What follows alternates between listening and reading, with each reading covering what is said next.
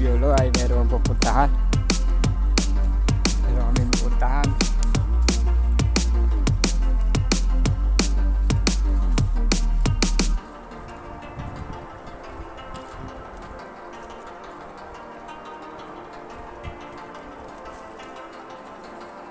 Guys, nagpunta ako dito.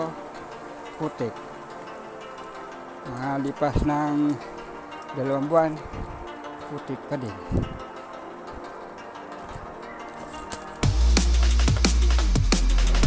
At ito nga, papasukin namin ang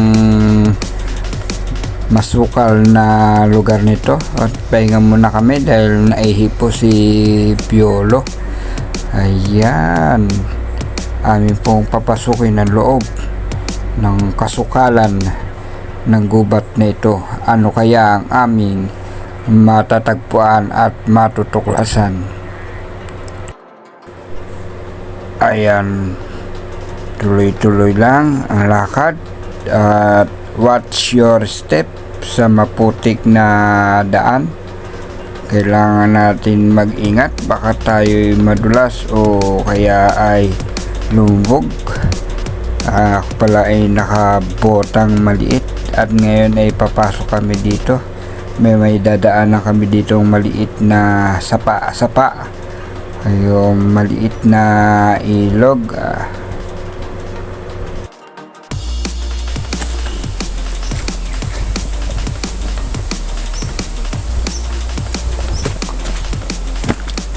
Hop.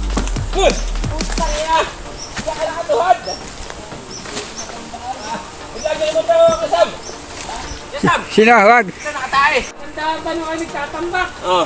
Sabi may huwag na at hindi naman naulan. Tinatangali yan. Luro? Ay, ganun ulit ba, vlogger ka? Oo, hindi minaitlog dito, oh. Hindi. Huwag na. Baka mag-viral. Mabayang talaga yan.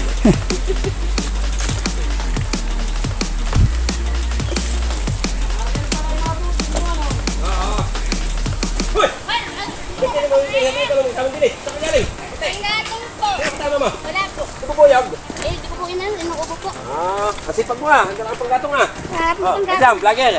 Ayun oh. Walang kahoy, oh. Anak niya rin nandun. Ha? Hindi. Hindi. Pamangkin. Pamangki ay dalawa doon. Kuha rin ng panggatong. Wala na pong panggatong. Ayan, ganyan sila dito. Nanguha ng panggatong. Ayan sila dito. Pero okay sana yung yung nakaupo. Ay, yeah, sabi ko sa'yo, vlogger mo eh. Wala, pinatay ko eh. Sabi ko, may nakakal dito.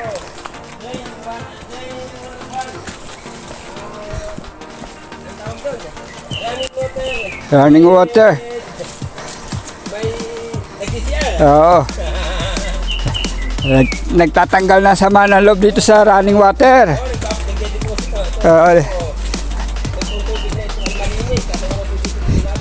Nagde-deposito. Oo, sigurado. Sinabi niya lang. Yan, gubatan niya na, sabihin na. Dito lang yan sa Quezon sa kaya ba? Bundok.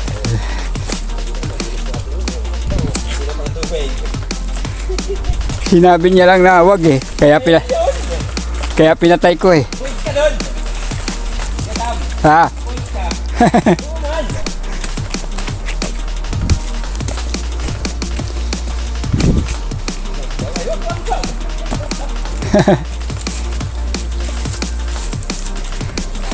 Okay, pinasok po namin ang kagubatan.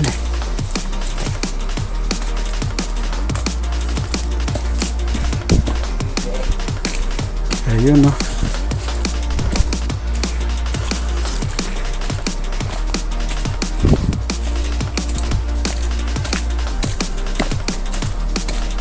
Sikat na ba ako sa Maynila?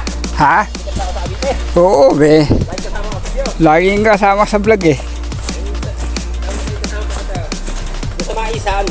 Oo. Akala ba lang, pupunta tayo, bibidyohan mo natin ako. Oo, andun. Ay, doon sa tauhan pa rin ni Peter.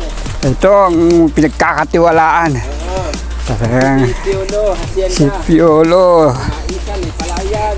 Kung sa Maynila may Piolo, dito sa probinsya may Piolo rin. Kaso wala hindi ka makasali Piolo.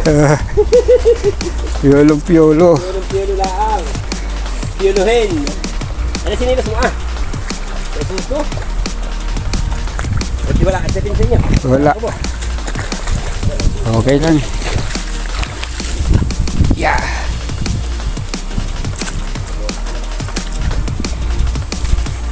Okay, good. Pare ko ano? Ha? Oo, okay na. Ganda lang ang tubo. Hamungan na yan. Ayun, tingnan mo, minabunga pa rin. Oo nga, no. Lupit. Senda ni Poyolo. Nagkulay green na. Hoy. Bakit? Okay guys, oh. Grabe.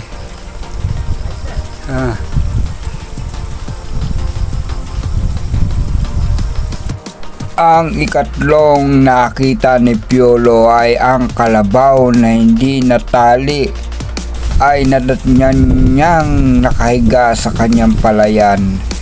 Tiyak nang inain niya ng palay at ang palay ni Piolo ay nalalos. Ginawang hapunan o tanghalian ng kalabaw nito. Ayun ay nako, kumuha ng itak si Piolo. Ano kaya gagawin niya? Ay, wag mong itakin. Wag. Nakaw. Anong gagawin niya? Anong gagawin? Piolo. Tagain niya yung kalabaw. Babatuhin na lamang niya. Agbago ang kanyang isip. Ayun. Batuhin niya na lang ang kalabaw para magtanda. Ayun ang ginawa niya. Okay, ayun, yun na ang anak. Ang anak hindi tinatali. Yung nanay, ayun, patali, nabato ni Piolo. Kasi ang ginawa sa kanyang palay ay giniba, kinain, ginawang tawag doon, yung nilubluban. Ayun, nilubluban. Ayun, nagalit si Piolo. Sabi, ginawa ng kalabaw na yun. Itong mga kalabaw na to na nandito, hindi yan naabot kasi may tali yan. Yun lang, walang tali. Iba po ang may-ari nun. Nako, magkakaroon yata ng problema ang kapwa magsasaka. Nasa pag-uusap naman niya nila babayaran yung mga danyos na ginawa nung kalabaw. Tiyak yan.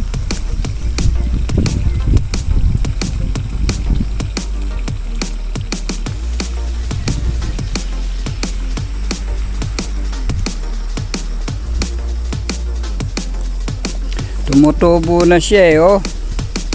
Ay ng kalabaw. Oh, ang panginayang, ayan. Ha?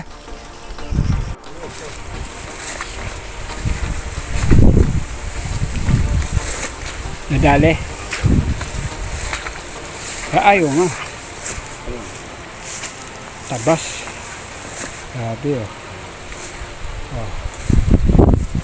Ng kalabaw. Kalabaw, kumain to. Kalabaw po, ayan ang diferensya. Pag ang kalabaw ay nakawala sa tali.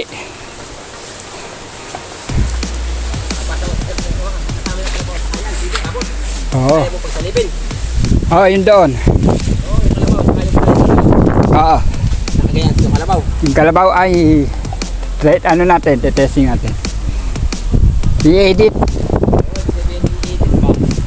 I-edit. Kalabaw habang kasama yung makain niya. Ayan o. Lalapit lang yung kalabaw pero hindi makikita yung asab. Pero lalapit sa kain. Oo. Sige, tapos yung kain naman.